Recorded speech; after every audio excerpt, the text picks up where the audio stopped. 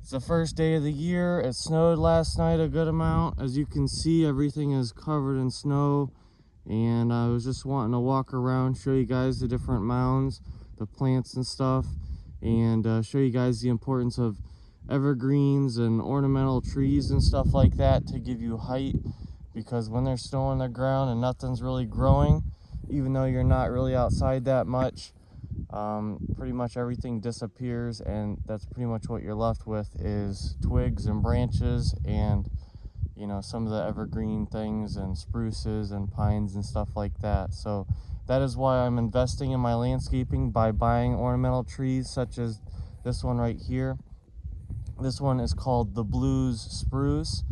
It gets a lot lighter blue in the winter, and but it'll get a lot darker but still bright blue, and it'll have red tips on the buds here soon in the spring. Also, the importance of having later blooming plants. Blooming plants, I'll talk about that in probably a bunch of videos in the future, but having later blooming plants, they look better in the spring all the way to fall because they're better for the heat. And then also, if they bloom later in the year, that means throughout the winter you also get to see the flower heads and stuff like that. So you'll see the alliums, the sedums, and that one right there, gaillardia. Also, ornamental grasses give you that winter interest, and even if they lose the seed heads, you can still see them fluffy ornamental grasses sticking out, like those things over there that had massive seed heads and they just kind of dropped recently. But also the twisty baby locusts, really hoping that these survive. I mean, they are expensive and stuff, but they put on literally 2.5 or 3 foot of growth in some spots, and they're really contorted. Very fun trees. And I got a bunch of ornamental trees and stuff on this mound all over the place. This right here is a gold drift spruce. I've got a big one over there. I'll walk over and show you guys. But the mound pretty much starts over there and wraps all the way around, and then in the center is the seating area that we're wanting to build. So that's one of my New Year's resolutions. This is a blue arrow.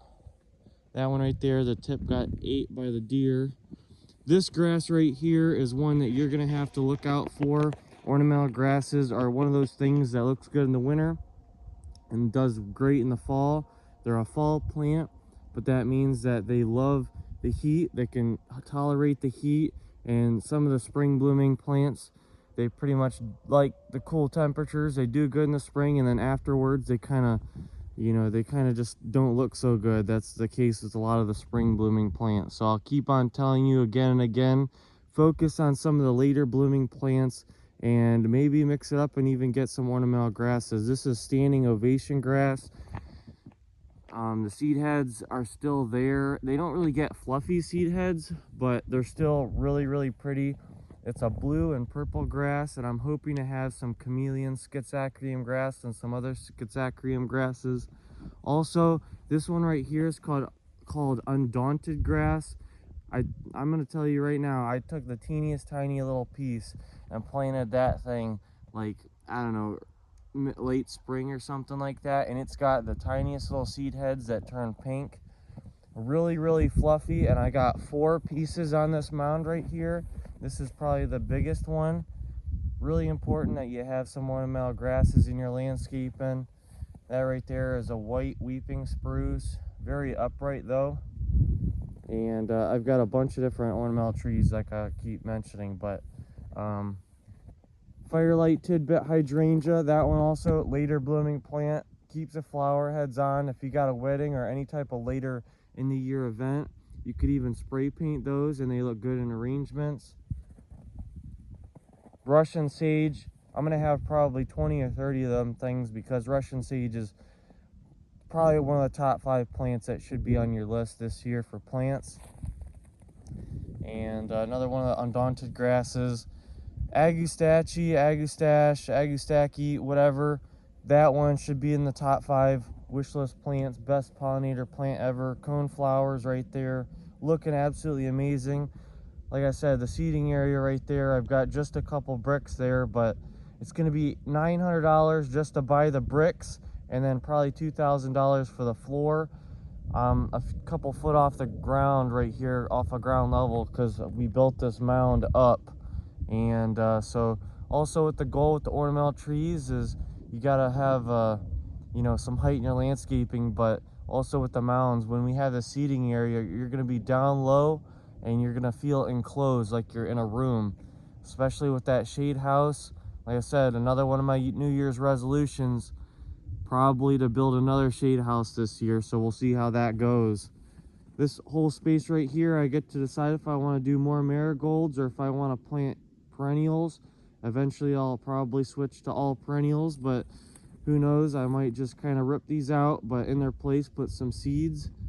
So this is a gold drift spruce. It's kind of looking rough right now, but it's got a bunch of nice buds, I'm sure, and hoping that that new growth is going to be better than last year. But you can see it's got some brown tips. It probably would do a little bit better with a little bit of shade, but I also got a couple rocks placed throughout here. On the back side, I got some yarrows, another spruce tree right there, Carl Forster grasses. This one right here, not the craziest tree of all time, but the bark is amazing.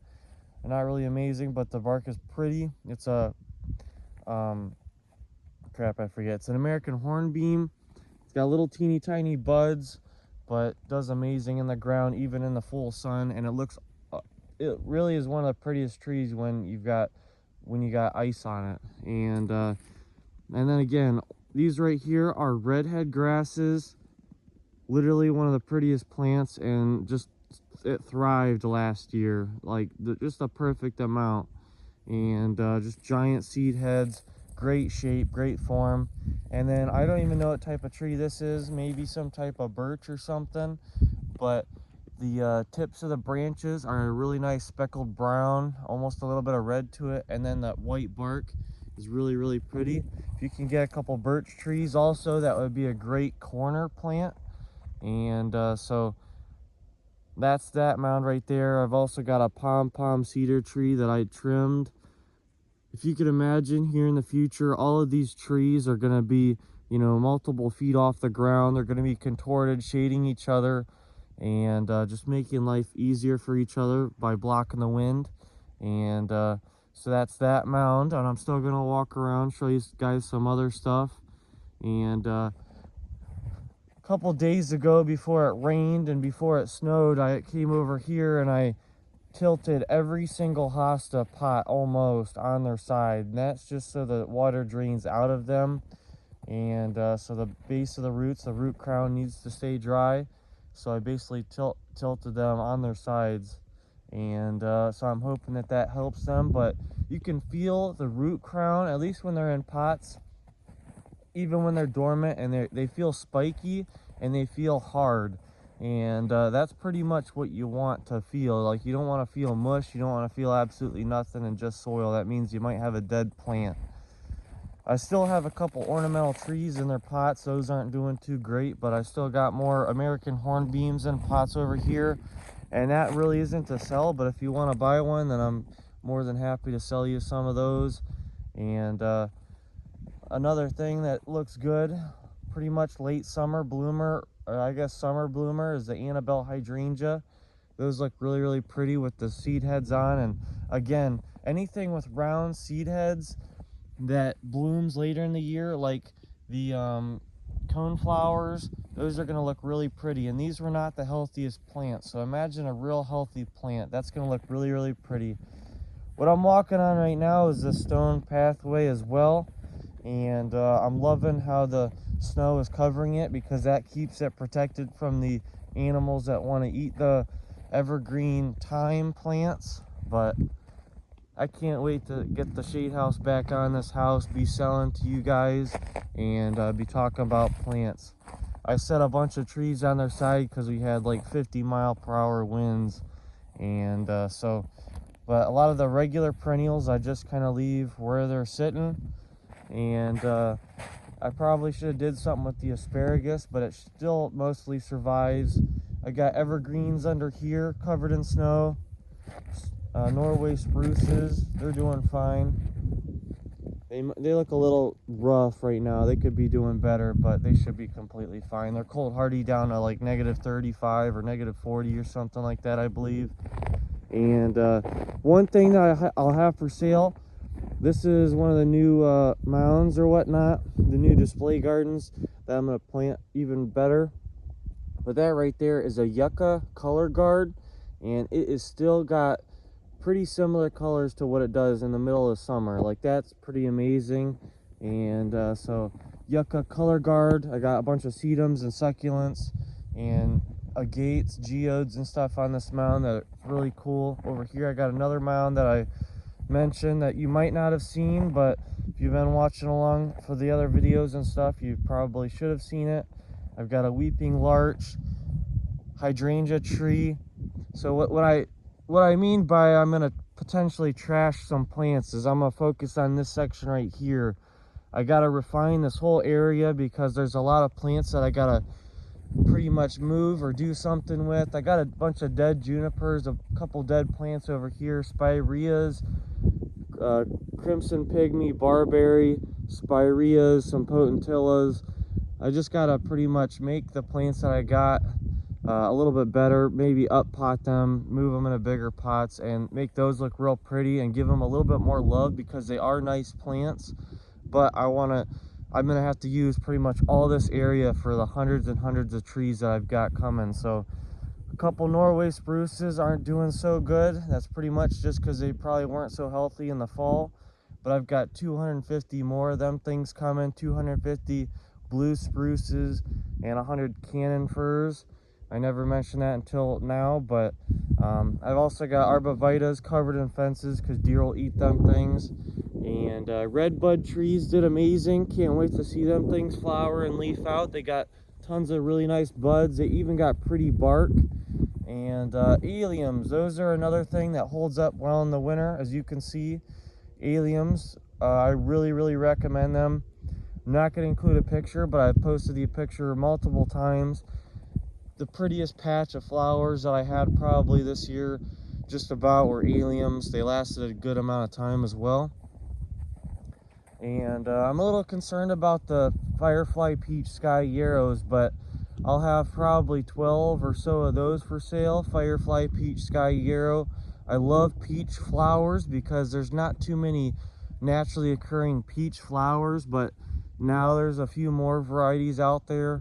And you know, I got some more Agastache out there. That's a weeping white spruce.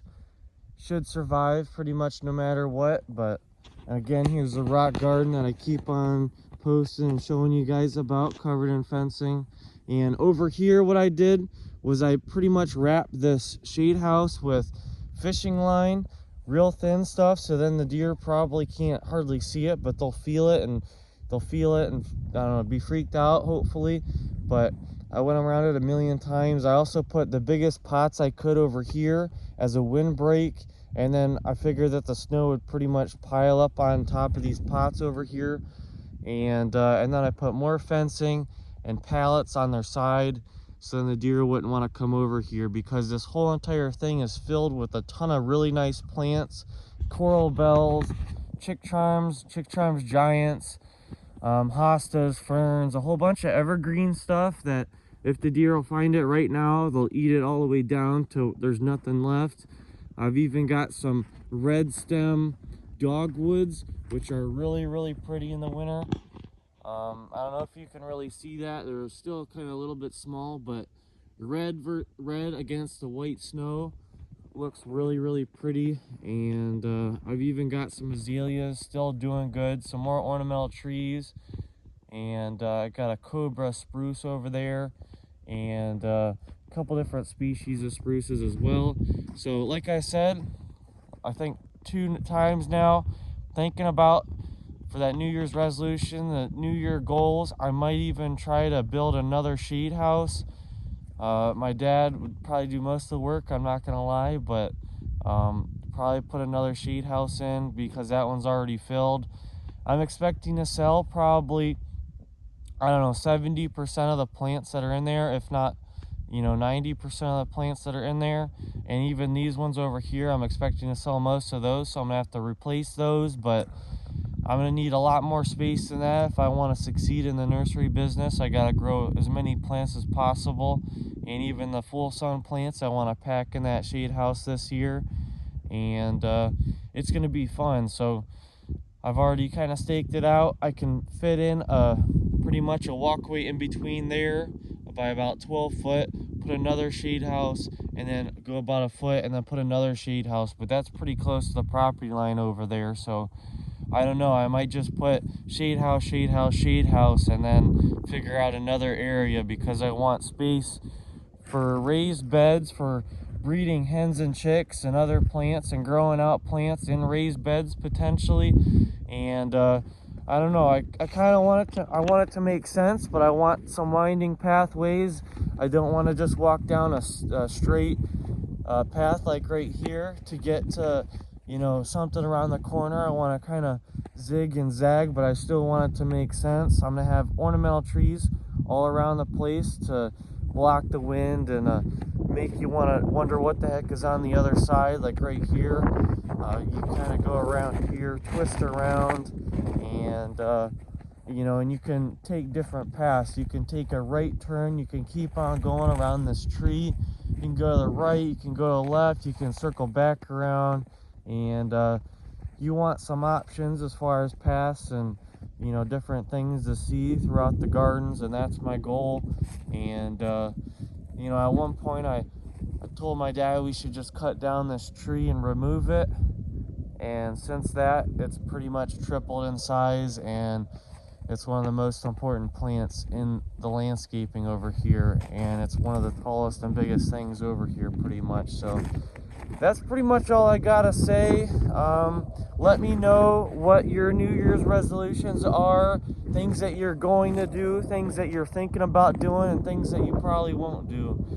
Do you guys want to get in more house plants, perennial plants? You want to grow food, more ornamentals? You want to do less? You want to do more? Let me know what you want to do. Do you want to just stay the way you are, or do you want to improve? What do you want to do? I'm going to try my best to improve in every way I can, but like I said, I really want to just refine everything. There's details in everywhere you look, and you can always make everything better. I can think of a million ways that I can improve a bunch of different things, and I'm excited to do that. Now is pretty much the time where everything just sleeps, and I can't wait for everything to wake up. Of course, there's gonna be some deaths. I've got a clematis right here I'm not sure will survive, and I got, you know, a climbing rose that I'm pretty sure would die, and, you know, a bunch of other things, but not too much to see. But that just means that there's room for improvement. You know, I've seen gardens that look great in the winter, and you can do the same with a little bit of planning and some hard work throughout the year. But like I said, that is it. I guess I'll show you real quick. I've got another The Blues spruces right here. I can't even hardly get that thing to budge, it's so heavy. And then this is the potting area, and the parking area was doubled last year. I finally was able to use that in 2025. These ornamental grasses will all be planted in pots. I've got a bunch of pots over here, but I might have to get some more smaller pots, and I'm gonna have to fill this whole entire area with potting mix for the thousands of plants that I plan to plant and hopefully sell this year. So this is Plant Daddy Express. Keep on watching my videos, like, subscribe, comment your 2026 goals, and let me know your thoughts, your ideas. I'm looking to grow, breed, buy a bunch of hostas, hens and chicks, the fanciest plants I possibly can here, and eventually I'll be shipping out and mailing plants in the future years or whatnot. I'm not doing it right now, and I haven't done it, but that's in the future. And okay, I keep saying that's it, but that's actually it. Thank you guys.